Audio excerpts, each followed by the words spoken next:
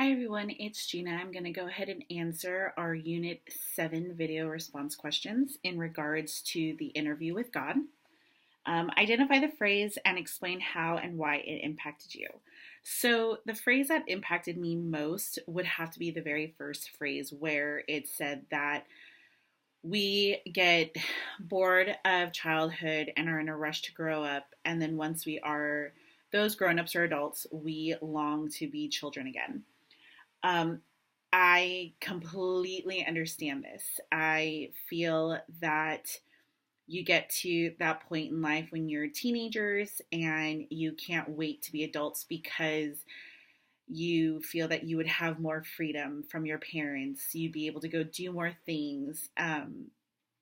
You whether it be driving, whether it be no curfew, whether, getting a job, spending your own money, going out to party, spend time with friends, at all hours of the night and everything like that. When you do become adults and you get to that point where you feel like you don't have time anymore, you don't have time with family, you don't have time with friends. You really don't even have time for yourself sometimes. And it gets to the point where you think about your childhood and think about, you were carefree. You didn't have a set limit of, okay, I have to be at work from 8 to 5.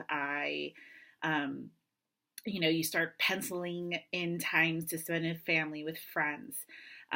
You make lists of priorities to get things done because you have a certain deadline to meet. Um, so I feel that that definitely has impacted my life. And then just the environment that I was in when it came to being in that transition of being a child to being an adult.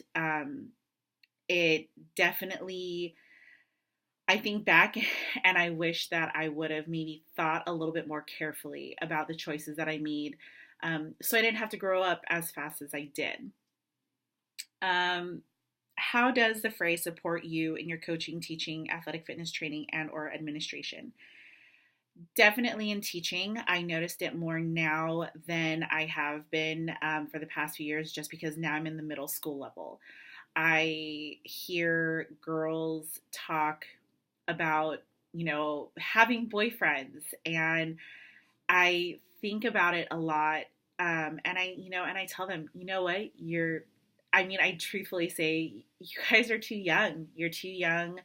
Um, just enjoy being in that middle school age where you don't really have any worries really. You're in that transition of being, going from a tween to an actual teen, and they're going through a lot of changes, and they're going through um, hormones and all that other fun stuff.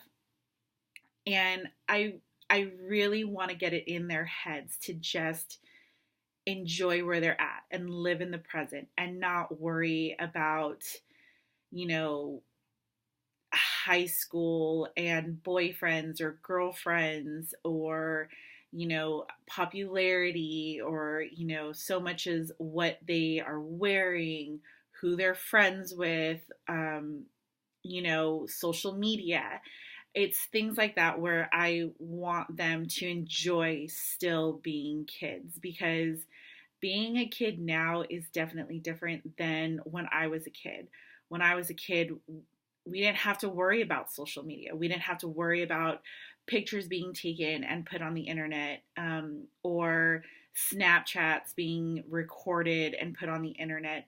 Um, Kids now don't understand that even though their account is private, that it's still there. It's still there for everyone to see, and that it will always be there. So I truthfully, genuinely tell them to enjoy where they're at now and try not to rush and think where they should be. Um, but overall, I believe that was one. It was one of the first, things said in the interview with God, and I feel that that one definitely stuck out the most out of all of them. I mean, every phrase that was said during the video definitely hit home, but I feel that this particular one hit harder than the others. Um, and it's one of those things where you kind of have to take a step back and realize that you have to um, enjoy where you're at now and not, when you're a child, not try to press the fast forward button to become an adult. And then when you're an adult, trying to press the rewind button. So um, I believe that's the one that, that I can relate to the most. Last one, provide encourage support to the colleagues in your class in the final weeks of this term. 2.5, or actually 1.5 more weeks, ladies and gentlemen, and we have survived PE 5A2. And I know that reading a lot of your posts and listening to a lot of your videos have given me a better understanding of expectations, opening doors that I never would have really realized were really closed until some of you touched base on it.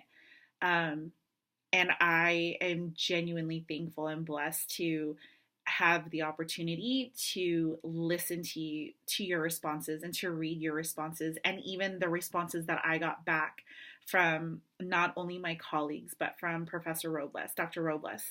So it's one of those things that I'm so thankful for. And with us being in the final week and a half of this class, I know that I will probably be seeing a few of you in the next few classes that I need to take. And I personally can't wait because this journey definitely would have not been possible without your words of encouragement through the posts that I was getting through, the responses for my posts. So thank you all very much. And I know that, that if you need any questions or if you need anything, let me know. You can definitely get a hold of me, send me a message or anything of that sort. Okay. So good luck in the last week and a half, and can't wait to see some of your video responses. Have a good one.